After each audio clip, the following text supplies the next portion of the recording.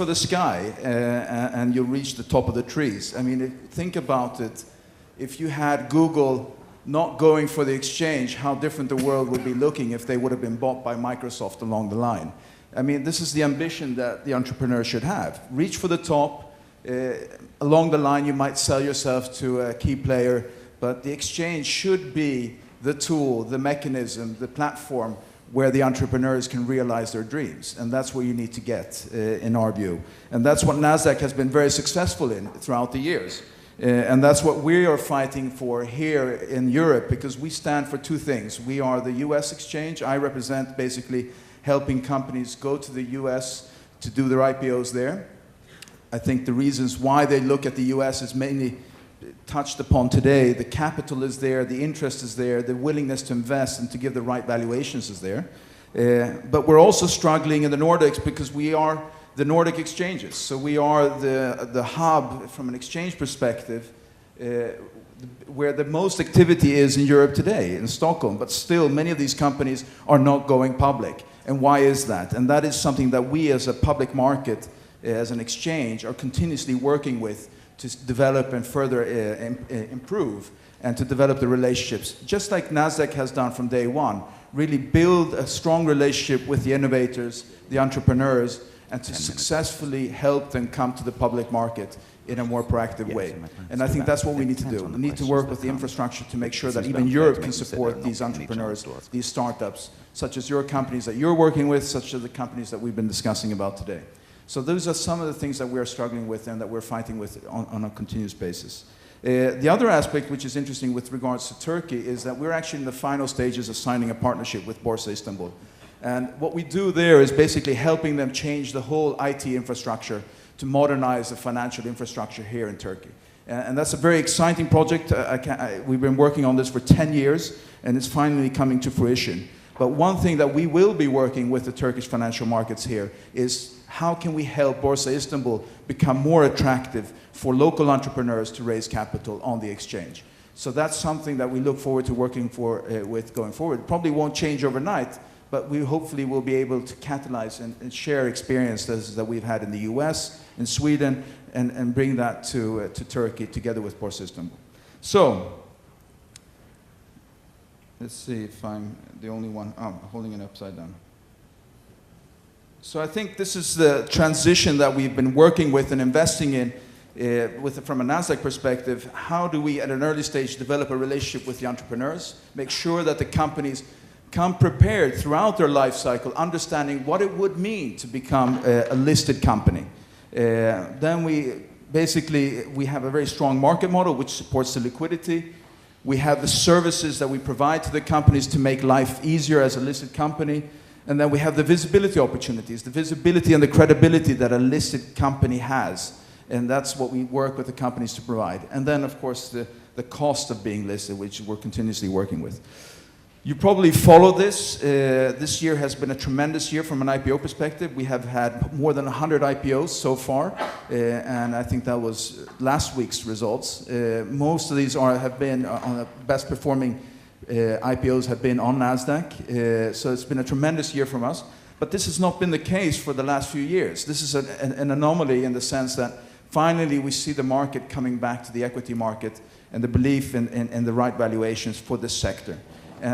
But this will not be the case forever. We hope so, but we know the reality is that these things are cyclical, and so hopefully we'll be able to find a mechanism to work with companies at an earlier stage. These are some numbers that sort of define basically that it takes longer for a company to do an IPO than it was before.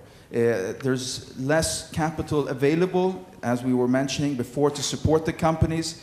The whole process of a company that reaches a more mature stage, they start going into a mood where they basically force themselves into an IPO phase, maybe a bit too early. So what we're seeing is basically that the current life cycle that it was before, all the way up to now, really to a certain extent, is that companies that reach a maturity stage maybe push themselves either for a strategic trade sale, to maybe sell their company to another partner, a bit like was mentioned before, or they go to do an IPO a bit too early, basically putting on too big of a suit which they need to grow into, rather than to grow into a suit which they would fit from day one. And so what we've seen is basically there's a space here before you reach that valuation, which everybody is talking about, the 1 billion valuation, where potentially would be the right time to do an IPO, is basically there is a market where we as an exchange can be working with private companies before they do an IPO. And this is why we're launching what we call the Nasdaq private market. And I'd like to keep this to a level where basically this is maybe more towards the VCs and the late stage companies. So I'll try to relate it a bit to the needs of the early stage companies. So basically what we're doing, there was a platform called in the US called SharesPost. We are now acquiring that platform and creating a joint partnership with them where we are the majority shareholders, and we're creating Nasdaq private market. SharesPost will be shut down. SharesPost was a marketplace in the US, for those who might know, or who don't know, rather, is a marketplace where you could do secondary transactions or buy equity in non-public shares. And basically we're shutting down SharesPost, and this will be probably launched now end of year. And the whole idea of this is basically to create a marketplace where the private issuer or a private company is in complete control of the liquidity of its company, basically.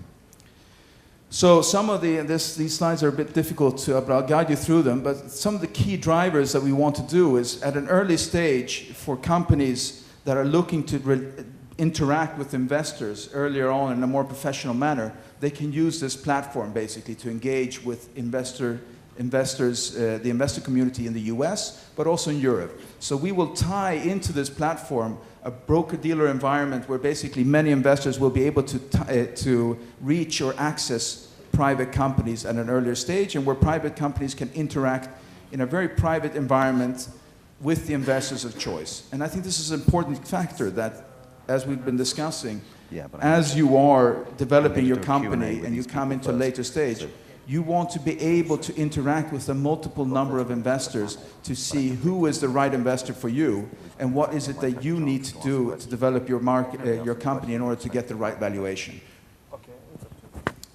Sorry. The other aspect is, whilst companies are staying private for a longer period of time, you know, many of you might experience that you are employed and you get equity, and you get options and so on. But as the company stays private for a longer period of time, the frustration for the company also, but also for the employees, is what is the value of these options? How long can I stay within this company? I need to sort of finance my own life. I need to pay for my apartment, you know, a car, or whatever it is. And basically, within this platform, we will allow companies to build up a liquidity program, which would basically allow companies at an early stage to structure, basically saying, if you have been working here for a number of years, you will be able to sell a certain percentage of your shares, your options, at an earlier stage, rather than just waiting for us to sell the company or to do that IPO. And that might be a very long period of time, and the company might not want to do that exit. And in this way, through this platform, the companies can do this share liquidity program, as we call it, and basically create a retention program for employees where basically they will be able to structure, you know, put values on their shares. And I think this will be a great tool for companies going forward, because ultimately the companies will then not be forced into a position of having to create liquidity on the events too early, but also create a retention program to be able to bring in the best employees and to keep the best employees. So those are some aspects which I think are important for companies as they develop over time. And then again, when you are using this platform, ideally you would come into an IPO much better prepared. And I think this is the feedback that we're getting. They would like to use this platform to get the best investors on board before the IPO itself.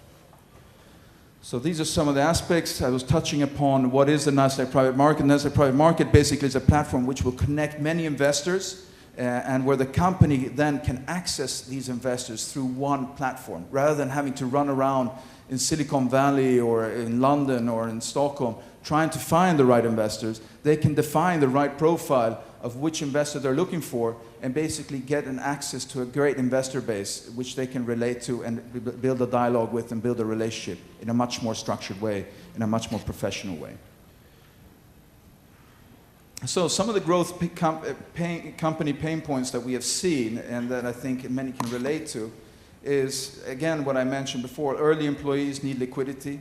It's not only the founders and so on that are potentially cashed out and sold certain stakes to other investors, but it's also the employees. How do you make sure that they are finding that staying with the company, whether it's Spotify or whether it's a larger company who's staying private for a longer period of time, how can they feel that their employees are potentially having liquid shares, basically, and a valuation on their shares? And I think this is a great tool for companies to leverage, and which will make employees feel much more comfortable working for that company over time. And I think it's overall the structuring of how you relate with the investors, as I mentioned before, and also being able to, through this platform, to attract investors in a much more professional way. So pre-IPO company pain points, again, one of the key aspects if you're doing an IPO is to make sure that you don't rush into that situation. We have seen roughly this year 12 to 14 companies coming from Europe doing an IPO in the US. And they see this as a great milestone in their careers and then the evolution of the company. But we also notice that many of these companies are pushing themselves and doing this a bit too early. But at the same time, the markets aren't very attractive, so they are getting the support. At the other time, what we could see using this platform is that they could, at an earlier stage, get the right investors on board, which will provide them an anchor investor and basically supporting them through the IPO. They can also set up a stock plan administration program before the IPO, which they can then leverage as a public company. So a lot of the preparedness they can do, the preparatory work that a company can do before the IPO, they can leverage this platform to do, basically, and come in a much more comfortable way to an IPO. And then the other aspect is that many companies, private companies, don't necessarily see that they want to be public, and they still want a liquidity program for their employees. They still want to be able to have a stock which they can make acquisitions with, etc. So this is another aspect of the platform that we're looking to develop over time, so that basically private companies can stay private for a longer period of time and leverage this platform to remain private and to have a liquid share and to basically act as a public company without having the burden of being public over time. So these are three different areas, both growth companies, companies preparing to do an IPO, and then companies that are planning to remain private. I mean, we were listening yesterday to SoundCloud. Their ambition is to develop the product, not to do an IPO process right now. Their focus is on developing and making sure that they become that 1 billion company. And this is where potentially they could leverage such a platform in terms of basically becoming, focusing on developing the business, but retaining and attracting liquidity over time, and then coming more prepared, whether if they want to remain private or if they potentially want to go public at a later stage. So again, the focus of this particular panel was to present this Nasdaq private market. At the end of the day, I think a message here across to the local market, to the local Turkish market, and overall to the European markets is that I think as a company developing yourself, always set the bar high. And I think that's been the message across. Know what it means to become a public company. So that you come prepared and understand that you have that option. I think that is a great potential for the company, and it's a great maturity level that the company can reach, an understanding in terms of what does it take to go public. The other aspect is that work with your local exchange and local community to make sure that you get more support locally than you're getting today. And this is something that we're hopefully can assist Borsa Istanbul with, and that we are working continuously with our local markets. And then thirdly, if you are looking at the US, and you are interested in accessing capital in the US, then please leverage the contact that you can get through us at Nasdaq, so we can guide you in this sort of seamless, this really mist of a cloud to make it more clear for you going forward. Thank you. Adam, thank you very much indeed.